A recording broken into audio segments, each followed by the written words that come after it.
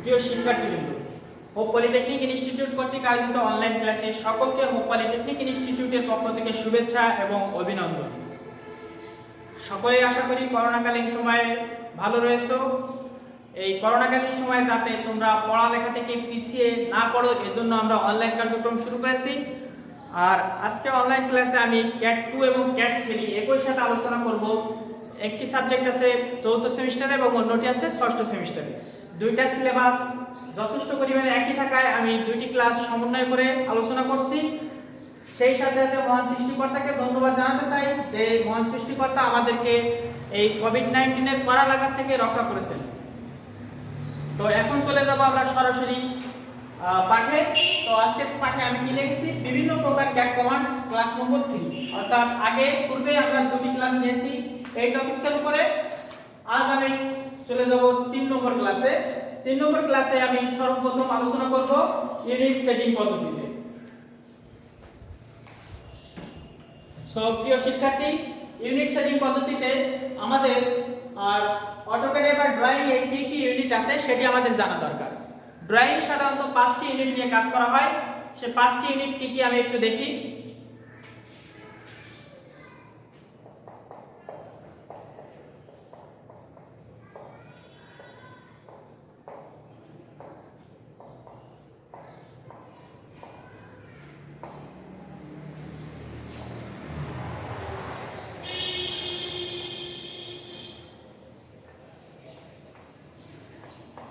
পাঁচটি ইউনিট কি কি আছে? প্রথমে আছে আমাদের ডেসিমাল।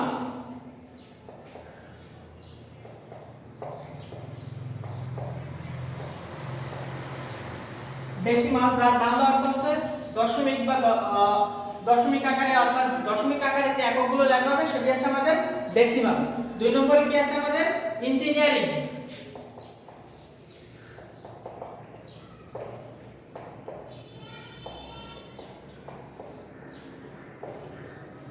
ইঞ্জিনিয়ারিং অর্থাৎ প্রকৌশলী একক যেগুলো ব্যবহার করা হবে সেটা আছে আমাদের ইঞ্জিনিয়ারিং। 3 নম্বরে আছে কি আমাদের আর্কিটেকচারাল।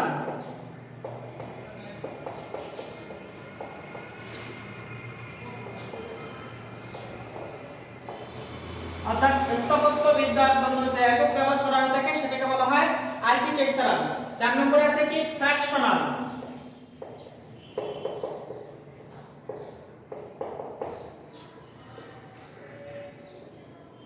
অর্থাৎ ভগ্নাংশ আকারে যদি কোনো একক আমরা ব্যবহার করে থাকি সেটাকে ফ্র্যাকশনাল বলা হয়ে থাকে।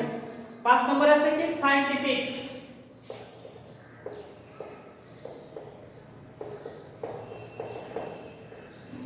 অর্থাৎ বৈজ্ঞানিক একক। অটোক্যাডে যখন আমরা কাজ করব তার ভিতরে যদি কোনো বৈজ্ঞানিক একক থাকে সেটাকে আমরা বলবো সায়েন্টিফিক। এই 5টি একক সাধারণত থাকে। এটি অতি সংক্ষিপ্ত প্রশ্ন আসে অনেক সময়, কোনো সময় এটি সংক্ষিপ্ত প্রশ্নও দেখা যায়। তাহলে অটোক্যাডে 5টি একক বা অপশনে 5টি একক যদি বলা হয় থাকে তাহলে সেই 5টি একক কি কি আছে? সর্বপ্রথম আছে আমাদের ডেসিমাল, 2 নম্বরে আছে ইঞ্জিনিয়ারিং, 3 নম্বরে আছে আর্কিটেকচারাল, 4 নম্বরে আছে ফ্র্যাকশনাল এবং 5 নম্বরে আছে সায়েন্টিফিক। অটোক্যাডে যেহেতু আমরা কাজ করব, অটোক্যাডে কাজটি হচ্ছে আমাদের স্থাপত্যবিদ্যার উপরে, তাহলে আমরা সবসময় আর্কিটেকচারাল দিয়ে কাজটা করব। বাট আমাদের জানা তো লাগবে এবং এই স্পেলিং গুলো তোমরা একটু ভালো করে দেখে নিবে, কারণ স্পেলিং ভুল গেলে কিন্তু তোমাকে মার্ক দেওয়া হবে না। সো স্পেলিং এর বিষয়ে একটু কেয়ারফুল হবে সবাই। এবার দ্বিতীয় যে পদ্ধতিটা আছে ড্রয়িং ইউনিটে, ইউনিট সেট করার পদ্ধতিগুলো কি কি সেটা আলোচনা করব। এটা অনেক সময় রচনামূলকও আসে, কোনো সময় সংক্ষিপ্ত আকারেও আসতে পারে। তো আমরা সর্বপ্রথম অটোক্যাডের ইউনিট সেটিং পদ্ধতি যখন লিখবো তখন আমাদের পোস্টের টাইটেলটা একটু চেঞ্জ করে দেব। টাইটেলে কি হবে? ড্রয়িং এ ইউনিট বা লিমিট সেট করার পদ্ধতি।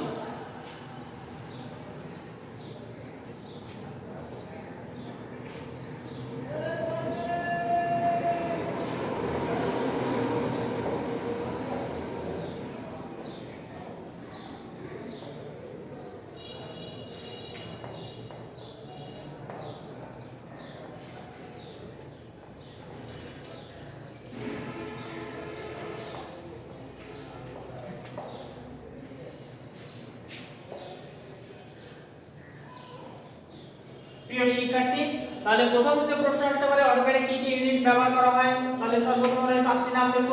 দ্বিতীয় প্রশ্ন যদি হয় ড্রয়িং এ ইউনিট বা লিমিট সেটিং করার পদ্ধতি আলোচনা করো, তাহলে সর্বপ্রথম আমরা লিখব ড্রয়িং এ ইউনিট বা লিমিট সেটিং করার পদ্ধতি লিখে আমরা পাঁচটা এককের নাম লিখব। এরপরে আমাদের কাজ করতে হবে যে এককে ড্রয়িং করা হবে সেটি সিলেক্ট করব। আমি পূর্বে একটু আগেই বলছি যে আমরা সবসময় আর্কিটেকচারাল দিয়ে কাজ করব। তাহলে আমরা কোন এককে কাজ করব? আর্কিটেকচারাল। তাহলে প্রথমে আমরা কি করব? আর্কিটেকচারাল সিলেক্ট করব। যেমন ফুট বা ইঞ্চিতে, অর্থাৎ যদি আমরা ফুটে বা ইঞ্চিতে কাজ করি তাহলে ফুট ইঞ্চি দিয়ে সিলেক্ট করব। যদি মিটারে কাজ করি সেন্টিমিটার মিটার দিয়ে আমরা এককটা সেট করে নেব। এরপরে ড্রয়িং এর লিমিটস দেওয়া হবে কিভাবে, তাহলে লিমিটস দেওয়া পদ্ধতি কি, তাহলে আমি একটু মুছে ফেলি এটি। এরপরে যাব লিমিটস সেটিং পদ্ধতি।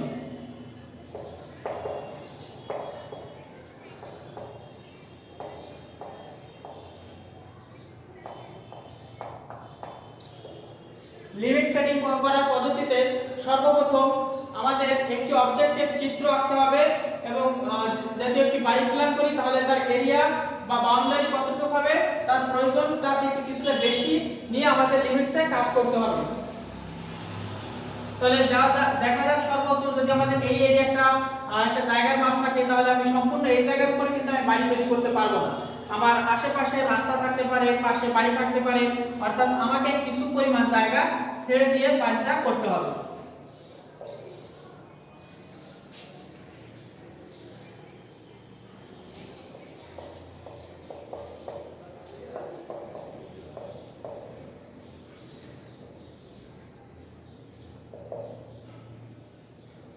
অর্থাৎ 50 ফিট বাই 60 ফিট আকারের জায়গার উপরে আমরা যদি বাড়িটি করি তাহলে সর্বপ্রথম আমাদেরকে অটোক্যাডের ড্রয়িং এর লিমিটস দেওয়া থাকবে এবং এই ড্রয়িং এ একটি অবজেক্ট আঁকতে হবে এবং একটি বাড়ির ড্রয়িং করতে বলা হয় তখন আমাদের পদ্ধতিতে সর্বপ্রথম যে কাজটি করতে হবে ইএসসি বাটন চেপে আমাদের যদি কোনো ইউনিট কিংবা সেটিং করা থাকে সেটি জিরোতে যে আমরা ইএসসি চেপে নিব। এরপর আমাদের প্রথম কিবোর্ডে লিমিটস বা কমান্ড উইন্ডোতে প্রবেশ করব।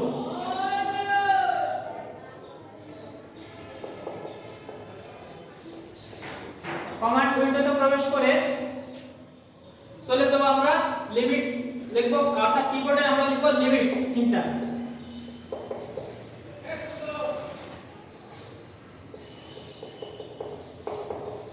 লিমিটস লিখে ইন্টার কিতে প্রেস করব, অর্থাৎ কিবোর্ডে আমরা ইংরেজিতে লিখব লিমিটস লিখে ইন্টার কি বা ইন্টার বাটন প্রেস করব। এরপর প্রমোট চাইবে আমাদের,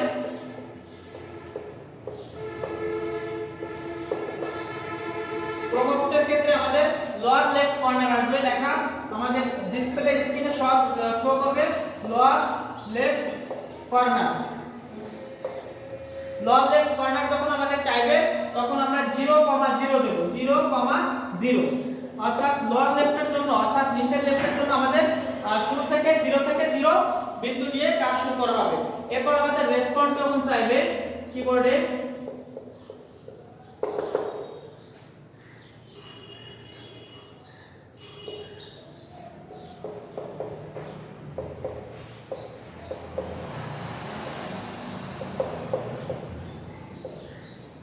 অর্থাৎ রেসপন্স হবে 0,0 আমরা যেটা দিছি সেটা মেনে নেওয়ার জন্য। তাহলে সর্বপ্রথম আমাদের এন্টার বাটন প্রেস করার পরে 0,0 মেনে নেওয়ার জন্য একটা রেসপন্স আসবে। এরপর আবার আসবে আমাদের প্রমোট,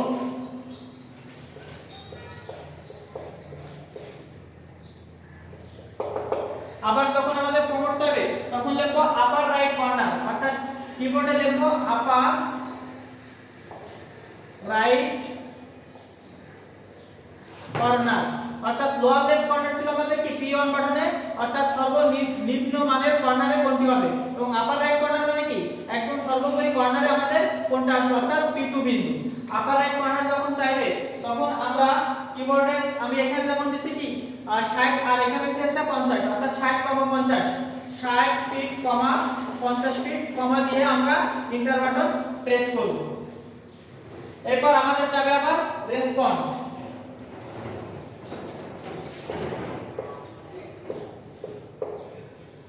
দ্বিতীয়বার যখন রেসপন্স হবে তখন এন্টার বাটন প্রেস আসবে এবং আমাদের 60 ফিট বাই 50 ফিট এটা মেনে নেওয়ার জন্য বলবে।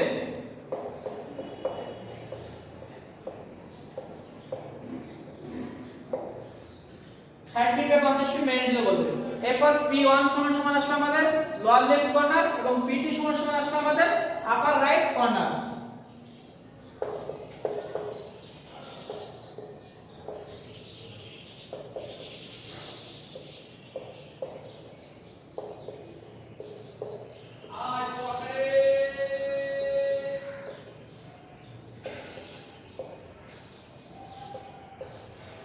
অর্থাৎ P1 সমান সমান আমাদের আসবে লোয়ার লেফট কর্নার, P2 সমান সমান আপার রাইট কর্নার। এভাবে আমরা ইউনিট এবং লিমিট সেটআপ করে নিব।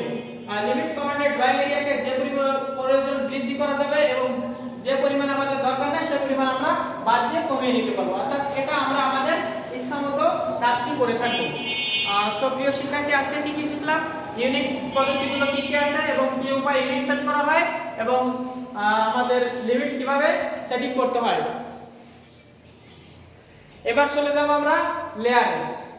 অটোক্যাড লেয়ার মানে কি?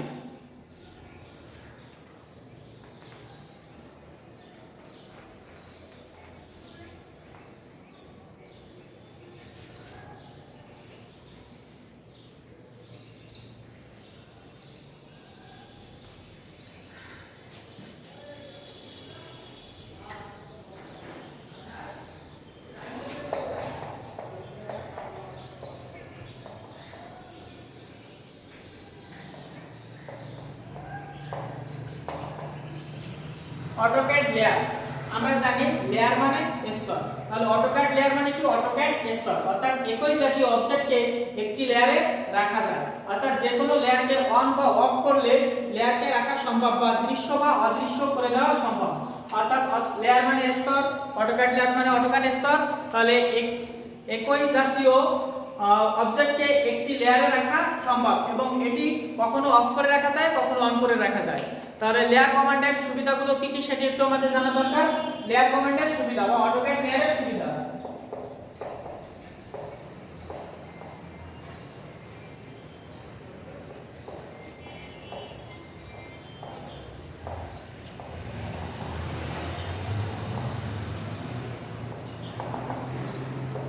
অটোক্যাড লেয়ারের সুবিধা কি কি আছে?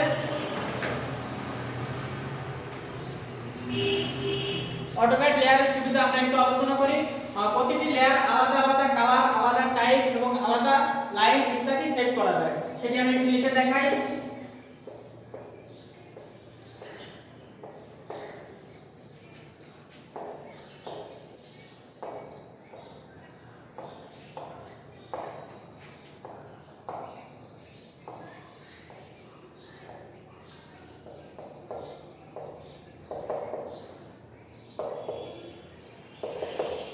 প্রতিটি লেয়ার আলাদা লাইন, আলাদা কালার তৈরি করা যায়। 2 নম্বর কি কি আছে? প্রত্যেক লেয়ারকে পৃথক পৃথক কাগজে প্রিন্ট করা যায়।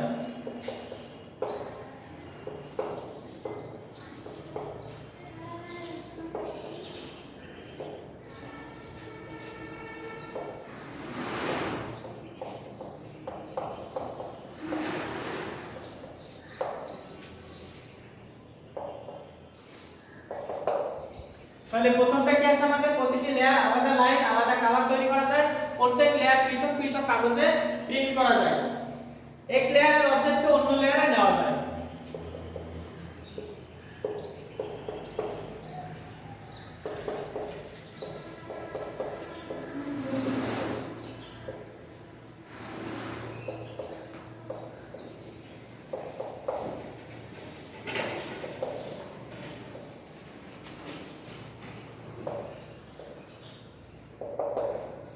একটা লেয়ারের অবজেক্টকে অন্য লেয়ারে নেওয়া যায়। তারপরে কি আছে?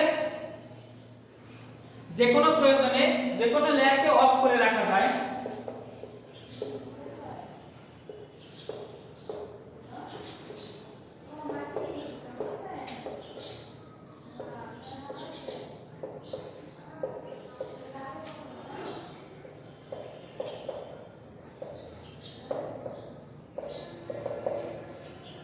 তাহলে চারটি আমি আবার আরেকবার রিভাইজ করে দিই। প্রতিটি লেয়ারে আলাদা আলাদা লাইন, আলাদা কালার তৈরি করা যায়। প্রত্যেক লেয়ারে পৃথক পৃথক কাগজে প্রিন্ট করা যায়। আর এক লেয়ারের অবজেক্ট অন্য লেয়ারে নেওয়া যায়। আর যে কোনো প্রয়োজনে লেয়ারকে অফ করে রাখা যায়। প্রয়োজনীয় মুহূর্তে যে কোনো রকম পরিবর্তন করা যায়।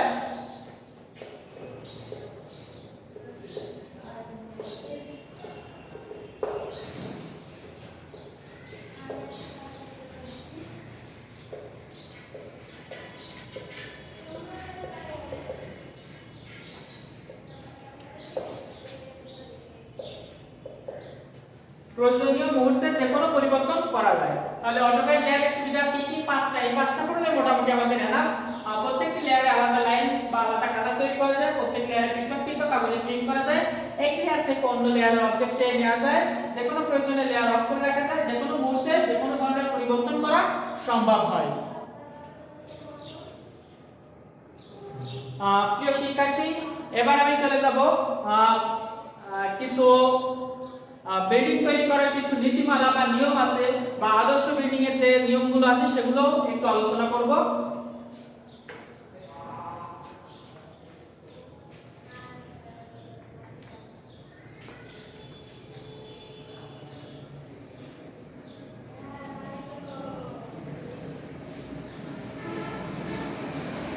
তার আগে আমি আরো একবার মনে করার চেষ্টা করি আজ আমরা কি কি শিখলাম। অটোক্যাডের কি কি ইউনিট আছে, কিভাবে ইউনিট সেটআপ করা হয়, কিভাবে লিমিট সেটআপ করা হয়, অটোক্যাড লেয়ার কি, অটোক্যাড লেয়ারের প্রয়োজনীয়তা। এবার চলে যাব আমরা একটি বিল্ডিং এ বা আদর্শ বিল্ডিং এ কিভাবে ইউনিট হয়, কিভাবে কোনটা ফ্লোর বলে সেগুলো। অর্থাৎ একটা বিল্ডিং এ যদি 5টা ফ্লোর থাকে তাহলে তার সর্বপ্রথম যে ফ্লোরটা থাকে সেটাকে বলা হয় গ্রাউন্ড ফ্লোর। তারপর দুই তলা, অর্থাৎ আমরা যেটা দোতলা জানি সেটাকে বলা হয় ফার্স্ট ফ্লোর, আর তিন তলা যেটা সেটা সেকেন্ড ফ্লোর। অর্থাৎ সর্বপ্রথম নিচ তলা যেটা সেটাকে বলবো আমরা গ্রাউন্ড ফ্লোর, এর উপরে যেটা আছে first floor, second floor, third floor, এইভাবে। আর গ্রাউন্ড ফ্লোরে সাধারণত গ্যারেজ থাকে যদি বিল্ডিংটা আবাসিক এলাকা হয় বা কমার্শিয়াল এলাকায় হয়। অনেক ক্ষেত্রে আবাসিক এলাকার ক্ষেত্রে গ্যারেজ না রাখে, কিন্তু কমার্শিয়াল এলাকা হলে অবশ্যই সেখানে গ্যারেজ রাখে, যেহেতু গাড়ি যাতায়াত ইত্যাদির জন্য অনেক জায়গা লাগে যাতে দুর্ঘটনা না ঘটে, তাহলে সেখানে আমাদের গ্যারেজ থাকবে। এরপর দুই তলার ক্ষেত্রে যদি বিল্ডিং এর এরিয়া বেশি থাকে সেক্ষেত্রে আমাদের দুইটা ইউনিট, কোনো সময় তিনটা ইউনিট, কখনো কোনো 4টা 5টা ইউনিটও দেখা যায়, এবং জায়গা অনুযায়ী সেটা আমাদের ডিপেন্ড করে। আর ইউনিট বলতে কি বোঝায়? অর্থাৎ ইউনিট বলতে একটা ফ্যামিলি বসবাসের জন্য যদি সেটা আবাসিক ভবন তৈরি করা হয় তাহলে একটা ইউনিটে একটা ফ্যামিলি বসবাসের জন্য যে রুমগুলো প্রয়োজন বা যে স্পেস দরকার সেটাকে একটা ইউনিট বলা হয়। একটা আদর্শ ইউনিট যদি বলা হয় তো একটা আদর্শ ইউনিটে কি কি থাকা আবশ্যক? 2টা বেডরুম থাকবে একটা আদর্শ ইউনিট।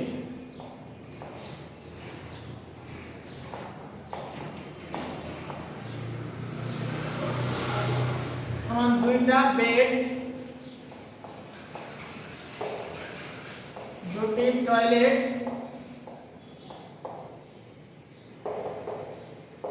একটা কিচেন,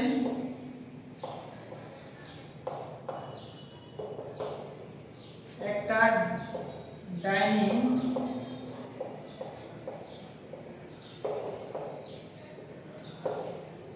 একটা ড্রয়িং,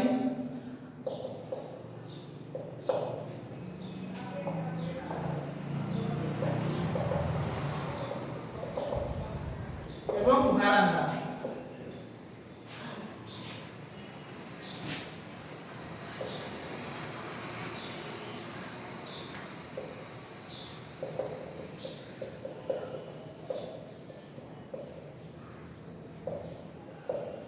তো প্রিয় শিক্ষার্থী, একটি আদর্শ ইউনিটে থাকবে 2টি বেডরুম, একটি টয়লেট, একটি কিচেন, একটি ডাইনিং রুম, একটি ড্রয়িং রুম এবং একটি ব্যালকনি বা বারান্দা। কখনো কখনো দুই তলার ক্ষেত্রে এটাকে বলা হয় ব্যালকনি এবং নিচ তলার ক্ষেত্রে এটাকে বলা হয় থাকে বারান্দা। তবে যদি আমাদের স্পেস কম থাকে, জায়গা কম হয়, সেই ক্ষেত্রে আমরা ড্রয়িং এবং ডাইনিং অনেক সময় একসাথে করে রাখা হয়। কখনো কখনো রুম একটি কমিয়ে দেওয়া হয়। এটা আমাদের জায়গার উপরে ডিমান্ড করবে এবং যদি বাড়ির মালিকের চাহিদার উপর ডিপেন্ড করবে। চাহিদা এবং তার রুচির উপরে এটি সবসময় ডিপেন্ড করবে। সর্বপ্রথম জায়গা এবং তারপর হচ্ছে চাহিদা এবং রুচির উপরে।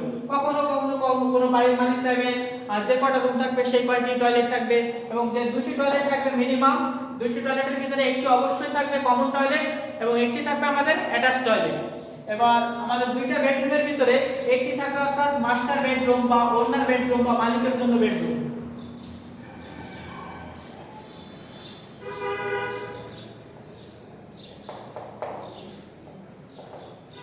এবার মাস্টার বেডরুম কাকে বলে সেটা একটু জেনে রাখি আমরা। মাস্টার বেডরুম বলতে বোঝায় মাস্টার বেডরুম বলতে বোঝায় যে বেডরুমের সাথে অ্যাটাচড একটি বাথরুম থাকবে এবং অ্যাটাচড ব্যালকনি থাকবে, অর্থাৎ সাধারণত মালিকরাই এই রুমটাতে বসবাস করে থাকে।